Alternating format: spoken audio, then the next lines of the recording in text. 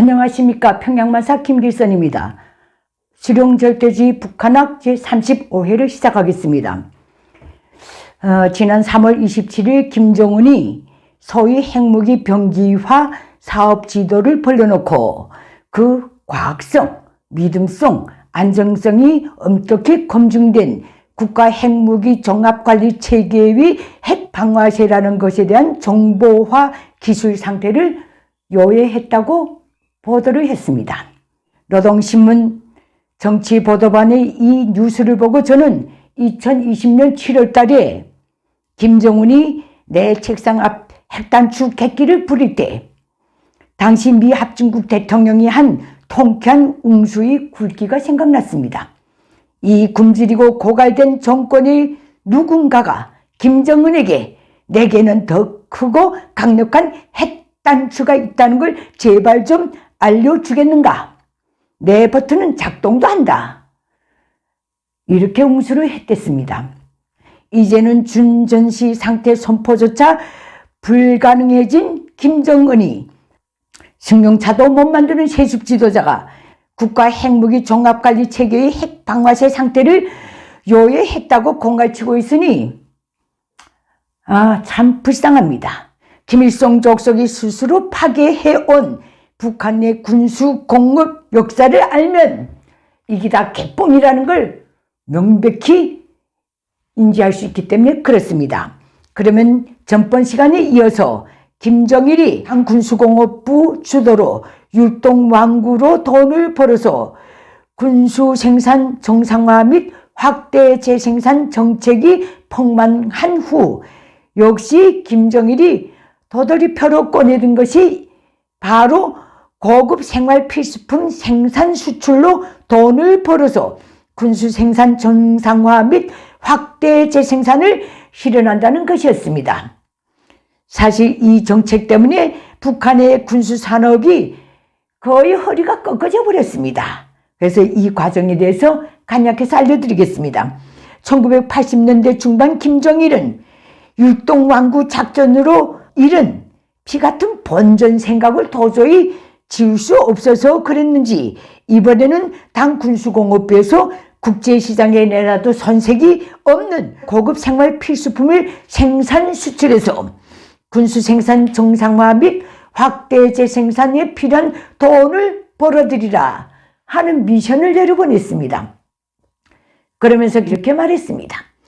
고급 생필품 견본을 4월 돈은 당자금에서 내주겠다. 하지만 고급 생활 필수품 생산에 들어가는 원료와 자재는 전국의 군수공장 구내에 산더미처럼 쌓여있는 군수품을 생산하고 남은 고급 짜투리 자재와 유후 자재들로 해결하라. 그리고 고급 생필품 생산 설비는 현재 군수공장들에서 원료, 자재 부족으로 정상 가동을 못하고 있는 기계들로 대체하라. 그 설비들은 다 지난 기간 우리 당이 귀중한 외화를 주고 수입해 들여온 고급 기계들이다.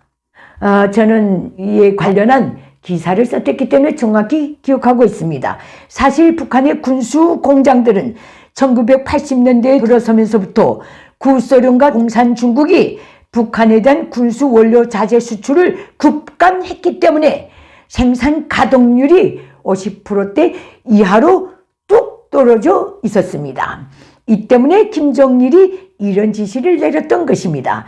김정일이 이 지상의 명령 때문에 당 군수공업부는 어제까지의 율동왕구 생산 지부 간판을 즉시 고급 생필품 생산 지부로 바꾸고 김정일 명령 집행에 들어갔는데 그 시기 당 군수공업부가 북한 전역의 군수공장들과 국방과학원에 내려먹인 생필품 생산 품목은 대략 이렇습니다. 우선 그 시대의 전체 북한 주민이 거의 기억하고 있을 2단 밥통 아니면 3단 밥통, 온갖 알루미늄 주방용품들, 크고 작은 전기 지진판, 선풍기, 머리 고데기, 믹서기 이런 것들이었는데 여기서 그 당시 국방과학원이 맡았던 명령 과제는 이동식 1인 땀 빼는 기구 사우나입니다. 그거하고 티탄 가위, 티탄 치아 재료였습니다. 근데 뭐든 지시하고는 도무지 기다려줄 줄 모르는 미친 인성의 김정일은 그 당시 당 군수공업부 소속이 제2경제위원회, 국방과학원, 민수부문 군수인력 생산 직장들에서 몇 달 사이에 번갯불에 콩닥 먹듯 만들어 올려보낸 제품들을 직접 보겠다고 평양체육관에서 전시회까지 조직했었습니다. 하지만 역시 국제시장의 문턱은 너무 높았습니다. 그 모든 생필품이 국제시장의 명함도 못 내밀고 다 되돌아왔습니다.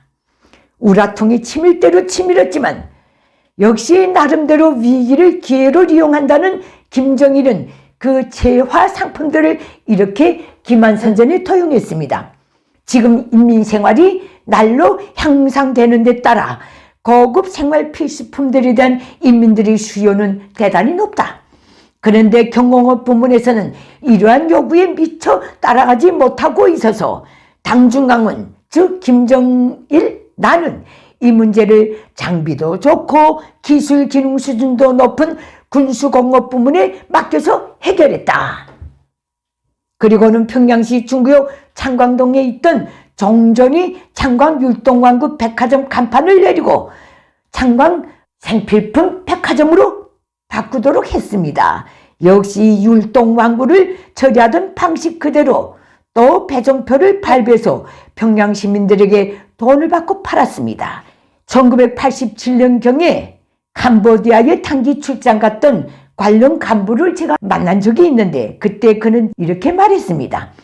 야, 캄보디아에 가서 어느 지방 조그만 상점에 들어갔댔는데 평양에서는 없어진 지도 오랜 우리가 만든 3단 바통이 거기 있더라. 그래서 우리가 서로 웃었던 기억도 생생합니다. 김정일이 군수 공장들의 산더미 같이 쌓여있는 고급 짜투리 자재와 유효 자재들로 고급 생필품을 생산 수출해서 군수 생산 정상화 및 확대 재생산 방침 때문에 그 이후 북한은 가지고 있던 짜투리 자재, 유효 자재를 거의 다 써버린 관계로 군수공업 부문에서는 북한군에서 넘어오는 고장난 군사 장비를 수리조차 하지 못할 지경으로 급강화했습니다. 그런데도 김정일은 정신을 차리기는커녕 오히려 1989년에는 자동차 홍수 시대에 들어섰다는 대한민국에 대한 주체할 수 없는 질투를 가지고 고급 생필품 야망의 연장선에서 한 발 더 나아가 승용차도 수입하지 말고 자체 생산하자, 사진기도 수입하지 말고 자체 생산하자, 로금기도 수입하지 말고 자체 생산하자, 그렇게 해서 수출도 하고 등등등 이런 노래를 줄기차게 불렀습니다.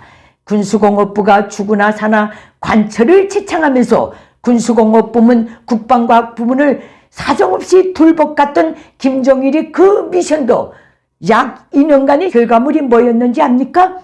대한민국 티꼬만한 승용차 50대 생산, 구소련 기예부 사진기 넉대 생산이었습니다. 그때 자체 생산해서 수출까지 한다고 떠들었던 승용차 50대는 시운전 때를 제외하고는 그 이후 어디에 처박혔는지 누구도 본 사람이 없습니다. 김정일이 비상식적, 비정상적 야망 때문에 북한 군수공업의 전반적 생산 장비는 어느 것도 온전하게 만들 수 없는 오합지졸이 되었고 90년대에 들어서면서부터는 군수 생산 가동률이 15%대 이하로 곤두박질 쳤습니다. 이 때문에 김일성은 퇴직이 몇 달 전인 1994년 4월 말 마지막으로 제2경제위원회를 소위 현지조하면서 그 상황을 보고받고는 이렇게 개탄했습니다. 이제는 남조선을 해방할 기회는 다 놓쳤다. 하지만 사악하고 교활한 김정일은 어느 것 하나라도 성공하면 대박이라는 야심을 품고 유동광구와 고급 생필품 생산 및 수출 정책과 거의 동시에 아주 사악한 일거양득의 외화벌이 정책을 내놓고 추진했는데, 그것이 바로 지금도 김일성 족속이 그 야망을 버리지 못하고 있는 무기 밀매를 통한 외화벌이 미션이었습니다. 오늘은 여기서 마치고 다음 시간에는 유엔이 강력한 대북 제재를 초래한 북한의 무기 밀매 범죄의 사령탑인 당 군수공업부 99호실의 실체와 그 활동 역사, 그것이 북한 군수산업에 끼친 마지막 펀치에 대해서 알려드리겠습니다. 김정은에게는 야망 외에는 아무것도 없다. 김정은은 지금 빈손을 들고 몇 개 겨우 만들어 놓고 국제사회와 대한민국을 협박 공갈하고 있습니다.